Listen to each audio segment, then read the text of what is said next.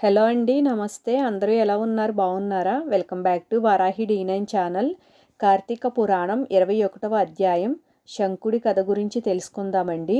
కృష్ణుడి ద్వారా తన గత జన్మ గురించి తెలుసుకున్న సత్యభామ తిథులలో ఏకాదశి, మాసాలలో కార్తీకం ఎందుకు ప్రీతికరమైనదో చెప్పవలసిందిగా కోరుతుంది. ఇదే విషయాన్ని గతంలో పృథు చక్రవర్తి అడిగితే నారద మహర్షి అందుకు గల కారణాలను చెప్పాడని, ఆ విషయాలను ఆమె ముందుంచుతానని కృష్ణుడు అంటాడు. గతంలో నారద మహర్షి పృథు చక్రవర్తి మధ్య జరిగిన సన్నివేశాన్ని ఆమె కళ్ళకు కడతాడు. పృథు చక్రవర్తి అడిగిన ప్రశ్నకు నారద మహర్షి సమాధానం చెప్పడం మొదలు పెడతాడు. పూర్వం శంకుడు అనే ఒక రాక్షసుడు ఉండేవాడు. అసురు లక్షణాలు కలిగినవాడు గనుక దేవతలను నానా రకాలుగా ఇబ్బందులకు గురి చేస్తూ ఉంటాడు. దేవలోకాన్ని ఆక్రమించుకుని అక్కడి నుంచి దేవతలందరినీ తరిమేస్తాడు.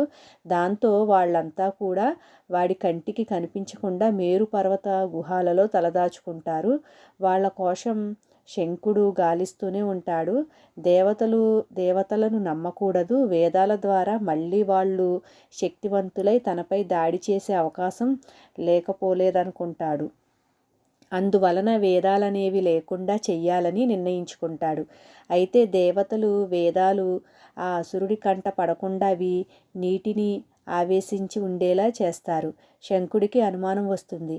నీటి యందు వేదాలను దాచి ఉంటారనే ఉద్దేశంతో సముద్రంలోకి దిగి వెతకడం మొదలు పెడతాడు. ఎంత వెతికినా అవి కనిపించకపోవడంతో నిరాశ చెందుతాడు. వాళ్ళు తప్పనిసరిగా నీటి అందే దాచి ఉంచుతారు.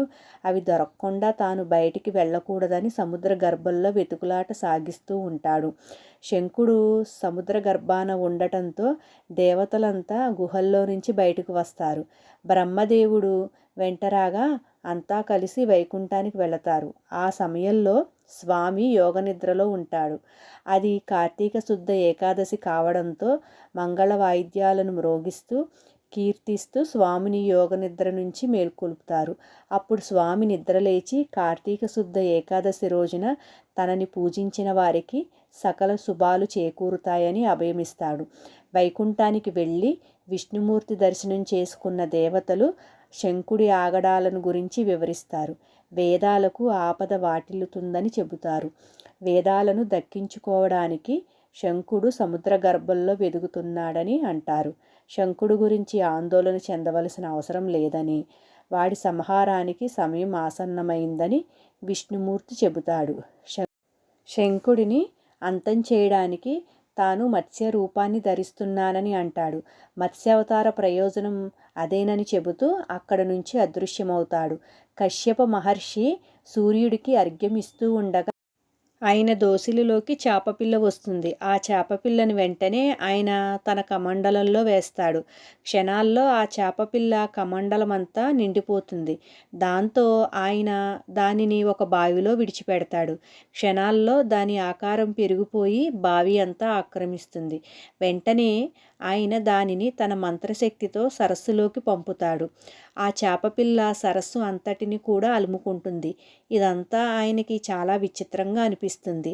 అప్పుడు ఆయన దానిని సముద్రంలోకి వదులుతాడు.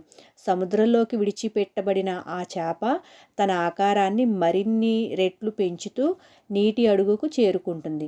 ఒకవైపున వేదాల కోసం శంకుడు వెదుగుతూ ఉంటే, మరొక వైపున శంకుడు కోసం మత్స్యావతారంలో స్వామి వెదుగుతూ ఉంటాడు. చివరికి స్వామి ఆ అసురుడిని చిక్కించుకుని సంహరించి వేదాలను రక్షిస్తాడు. శంకుడిని శంఖంగా మార్చుకుని తన చేత ధరించి సముద్ర గర్భం నుంచి బయటికి వస్తాడు. అసురుడి పోరాటం కారణంగా అలసిన స్వామి బదరీవనంలో సేద తీరుతాడు. దేవతలు మహర్షులు స్వామిని సేవిస్తూ కీర్తిస్తారు. తాను అడుగుపెట్టిన కారణంగా బదరికవన ప్రదేశం మహాపుణ్యస్థలిగా మారుతుందని, భవిష్యత్తులో ఇది గంగా కాళింది సంగమ స్థానం అవుతుందని అంటాడు. అక్కడ చేసే జపతపాలు వెంటనే ఫలితాన్నిస్తాయని వారికి స్వామి చెబుతాడు. బదరీక్షేత్ర దర్శనం వలన సమస్త పాపాలు దోషాలు నశిస్తాయని అంటాడు. ఇతర పుణ్యక్షేత్రాల్లో ఏళ్ల తరబడి చేసే పూజలు సేవలు తపస్సులు బదరీలో ఒక్క రోజున చేసినా అదే ఫలితం చేకూరుతుందని చెబుతాడు. బదరీలో చేసే పితృకార్యాల వలన వాళ్ళ పితరులు విష్ణులోకం చేరుకుంటారని చెప్పి చెప్పేసి విష్ణుమూర్తి తిరిగి వైకుంఠానికి చేరుకుంటాడు. బదరీ దర్శనం వలన ఎంత పుణ్యం కలుగుతుందో కార్తీకంలో ఈ కథను వినడం వలన అంతటి ఫలితమే కలుగుతుందని పృథు చక్రవర్తితో నారదుడు చెబుతాడు. ఓకే అండి, మళ్ళీ మరో వీడియోతో కలుద్దామండి. బాయ్ అండి, థ్యాంక్ యూ.